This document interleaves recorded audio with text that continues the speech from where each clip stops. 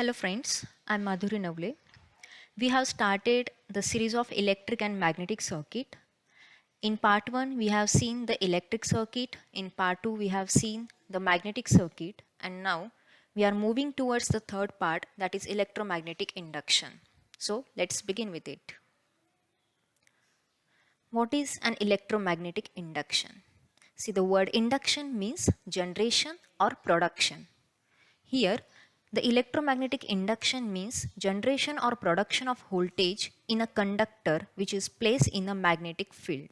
See, in first figure, here is the permanent magnet having the N and S pole, and the magnetic flux lines are passing from N to S pole. Suppose if we insert one coil in between these two poles and the coil is rotating either in clockwise or in anti-clockwise direction, then this coil cuts the magnetic flux lines and there is the generation of voltage or production of voltage. See, this is the waveform which we will see after the generation of voltage.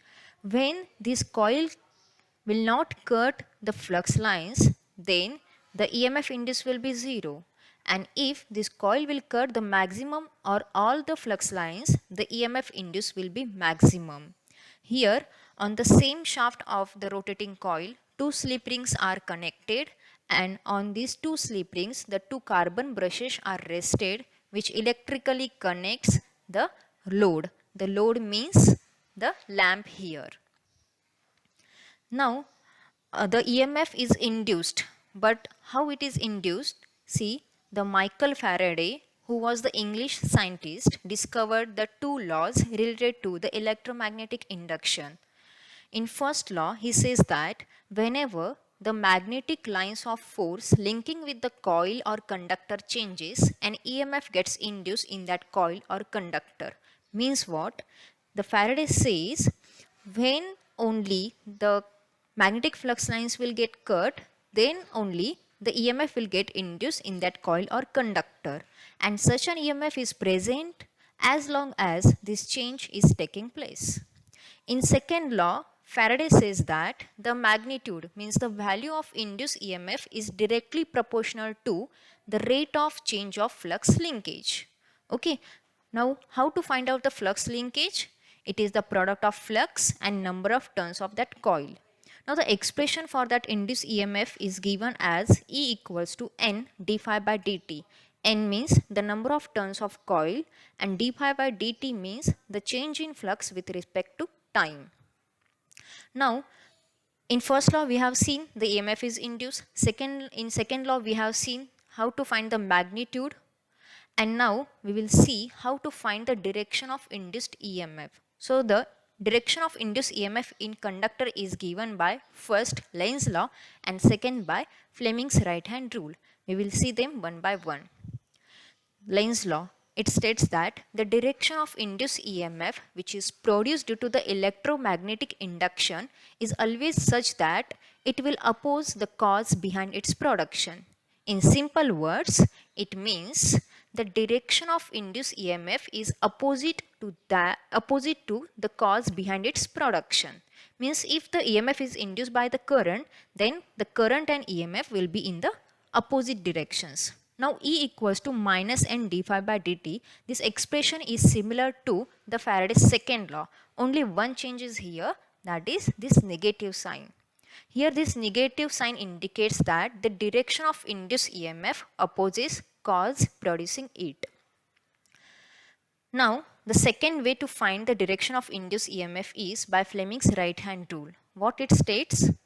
If, as shown in the figure, if the first three fingers of our right hand kept perpendicular, means 90 degree to each other, then our first finger indicates the direction of flux lines, which flux lines always flows from or passes from N pole to S pole.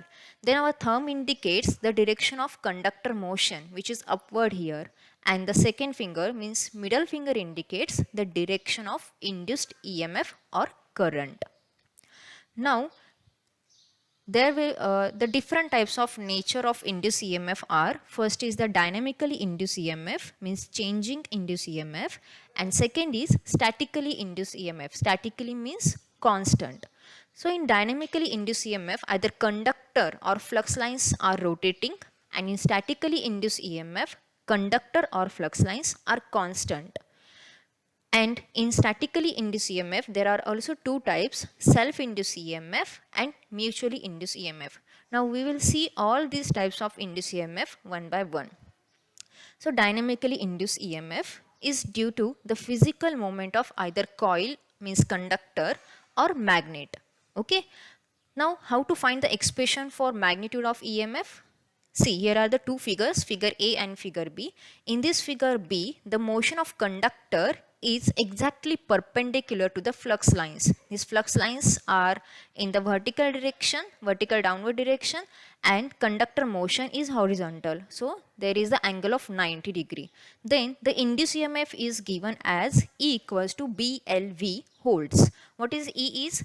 E is induced EMF. B means the magnetic flux density, which we have seen in the magnetic circuit part. L means the length of the conductor in the meter, and V means the velocity, means speed of that conductor. Okay. Now, statically induced EMF, which is having two types. First is the self-induced EMF and second is mutually induced EMF. In self-induced EMF, see this diagram as shown. In this, the EMF is produced in the coil due to the change of its own flux link with it. And if the current of that coil is changed, then flux will also change. So, here the EMF gets induced in the coil just because of its own flux. So, it is called as a self-induced EMF. Second type of statically induced EMF is the mutually induced EMF. What is requirement here? In mutually induced EMF, the EMF occurs between the two coils. Let's have the coil A and coil B here. Okay, and these two coils are placed close to each other. Then if coil A is joined to the battery, switch and variable resistance as shown in figure, and coil B is connected to the galvanometer, then and when the switch is closed, then current will flow through the coil A, which will produce the magnetic field in the first coil A, and some of this flux will get linked with the coil B. Okay. Now, as the current of the coil A will change, the flux link with coil B will also change.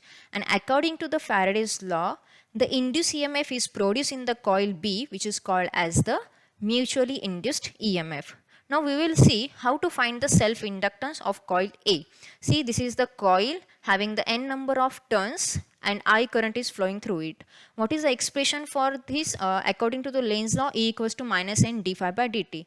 Now how to find the flux? B into A means maximum magnetic flux density into area. So as B equals to mu into H, we will put the value of B here. Then again H means Ni by L, mmf upon length. So we will rearrange this equation. After that, we will put this value of the phi in this expression E equals to minus n d phi by dt. Again we will rearrange this equation and we will keep the di by dt separate. Then this value mu n square A upon L means the L, and this is the coefficient of self-inductance or simply the self-inductance of coil. Now how to find the mutual inductance? Here we require the two coils having the n1 and n2 number of turns. Okay. Then by solving, we will first find out the E1 and E2 expressions. After that, we will find the M. M means the mutual inductance of the two coils. Okay.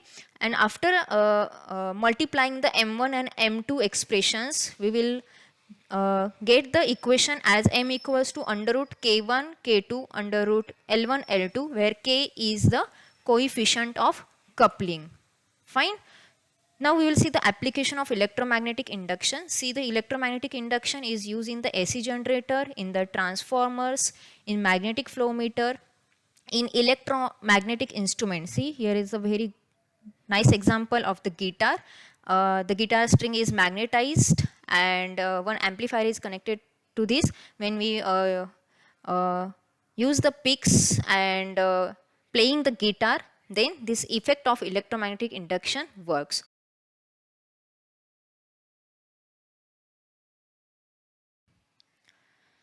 So let's moving towards the summary. So in this part 3 of electromagnetic induction, we have seen what is an electromagnetic induction. Then we have seen the Faraday's first law and second law. In first law, the Faraday says how the EMF is induced. In second law, he says the about the magnitude of induced EMF. Then we have seen how to find the direction of induced EMF by Lenz's law and by Fleming's right hand rule. Then we have seen the nature of induced EMF. First is dynamically induced EMF and second is statically induced EMF. In statically induced EMF, there were the two types. First is the self-induced EMF and second were the mutually induced EMF. Now at the last we have seen the self-inductance and mutual inductance of coil and applications of the electromagnetic induction. So I hope you might have understood all the three parts of electric and magnetic circuit. Uh, Still, if you have any doubts, then please feel free to convey the message to me. Either drop your message in the comment box, or you can email me on my email ID mtnauli@kkbak.edu.in.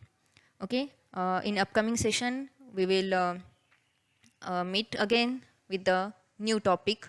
Till then, thank you so much. Have a good time.